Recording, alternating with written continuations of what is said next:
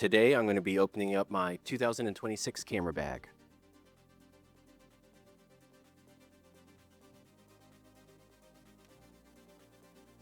So for my main camera, I use the R5 Mark II.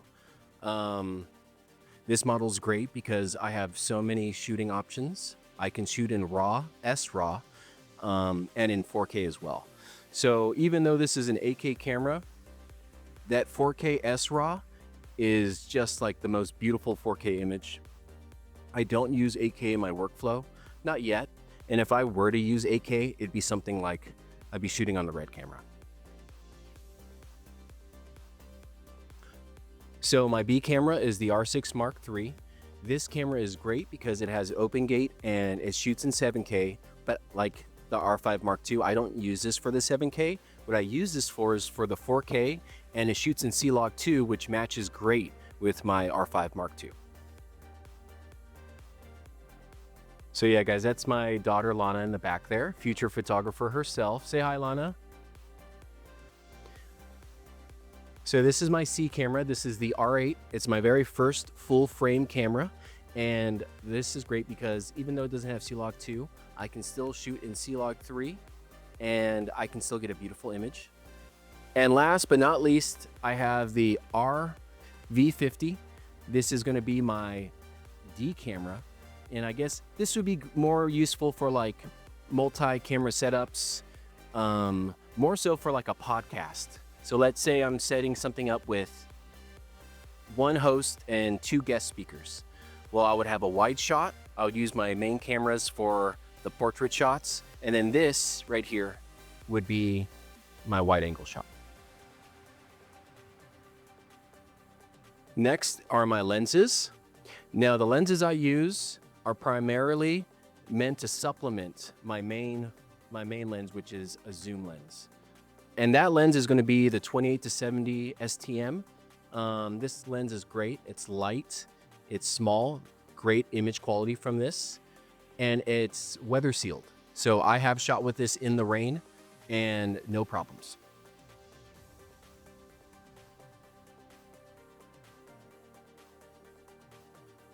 This is a 12 millimeter.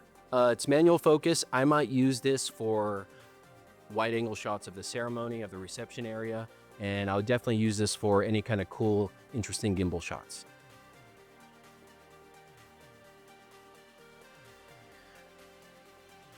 The 35 millimeter, this is great for, and the only time I really use this is reception time, when I'm trying to get into the dance floor and get kind of a wider portrait shot.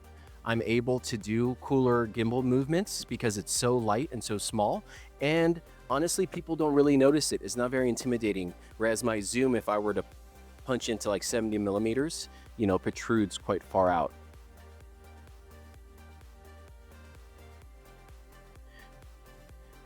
Next is the 85 millimeter. Now this one I use for 2 different things. This one is a macro, and I don't really feel the need to hold a true macro in my kit. So this is used for macros and it's used for portrait shots. Now, I will say, when it comes to the ceremony, I will use the autofocus to lock onto focus, and then I'll take it off and I'll just lock it there and maybe open the aperture a little bit.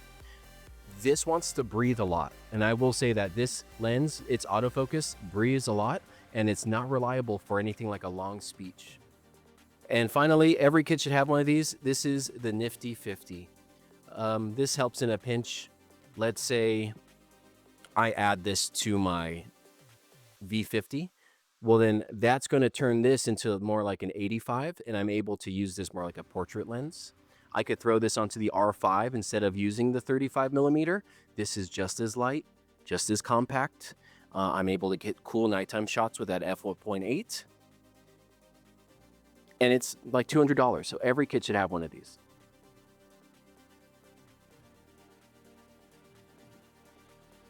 All right, moving on, we have the drone. This is the DJI Mini 4 Pro. I could upgrade to the Mini 5 Pro, and I've been thinking about it. However, this one is just, it does its job. It does a really good job. I do highly recommend something that, you know, doesn't come with the drone. When you're using the micro SD, you really want to use a V60 card. The reason I'm saying that is because I notice with the V30 that it does record in kind of a jittery, kind of jumpy kind of way. It's not good. So when you want to do slow motion 60, you definitely want a V60 SD card in here. So next up is a telephoto zoom lens. This one I don't keep in my main camera case. This is in my second camera case with the drone, and it's just so big. It's a 75 to 300 millimeter. It's a variable aperture. So if you have something like, let's say like a R50, and it can only shoot at that 400 ISO, well, this is going to be pretty useless for you at night. But I match this up with my R6 Mark III. So for the daytime shots, totally fine. And then at night, I boost that ISO to 6400, and I'm still able to get really clean footage with this variable aperture. So I highly recommend if you have a camera with like a, like a double base ISO.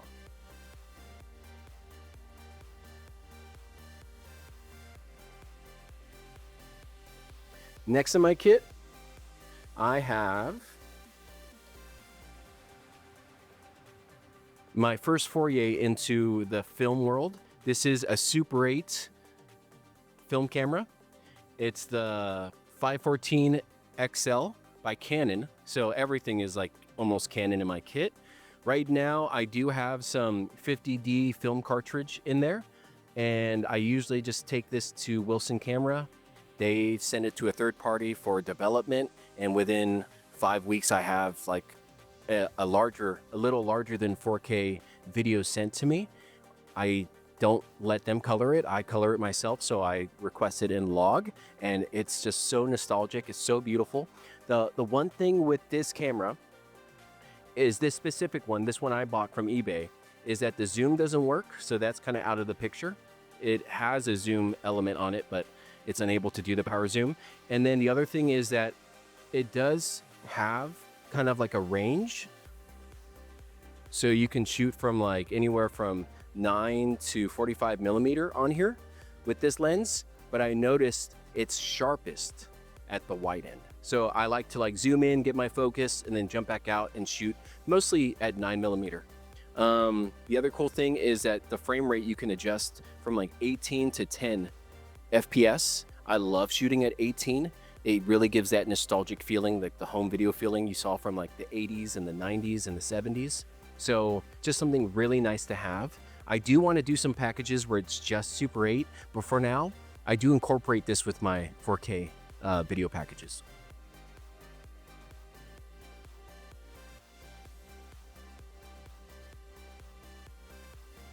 Next up is the audio recording equipment. I do have two lavalier mics right here. I forget what the model this is, but this is like the Tascam, I think it's like 10L or something. It's the most widely used lav mic by wedding videographers. I have a white one for the bride and a black one for the groom.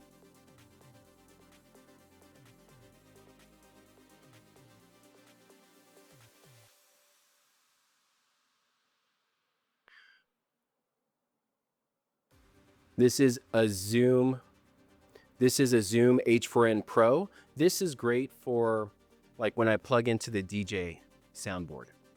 So it's got these ports down here that I use. I use an XLR, and if that's an option, I like to use that as one of my options, but nothing beats having the lavalier mics for like the bows.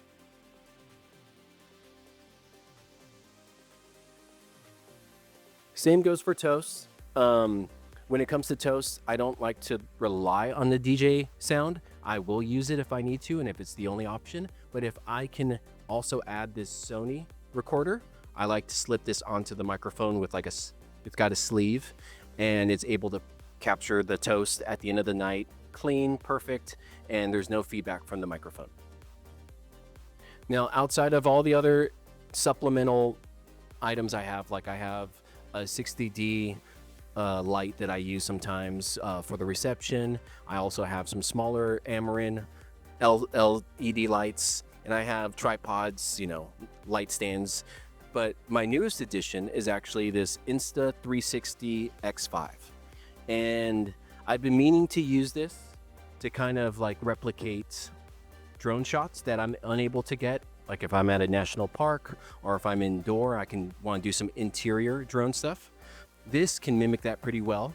The other thing this is really good for is like maybe not toast, but end of night open dancing. I could set this up and have people who, were a little too shy to do their toasts, make it maybe with some liquid courage, they're able to step up and record a little video message for the bride and groom.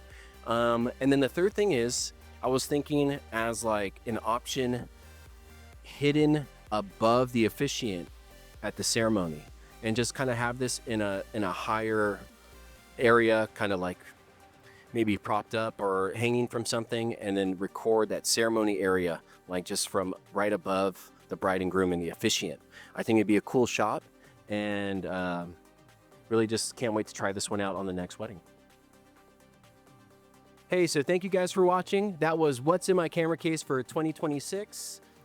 If you enjoy the content, please like and subscribe, and look forward to more educational videos and behind the scenes on like what I'm doing here this year. Somewhat Damaged Films is planning to do some narrative films as well as some documentaries. So I'd like you guys to look out for notifications and updates on all those projects. Thanks again.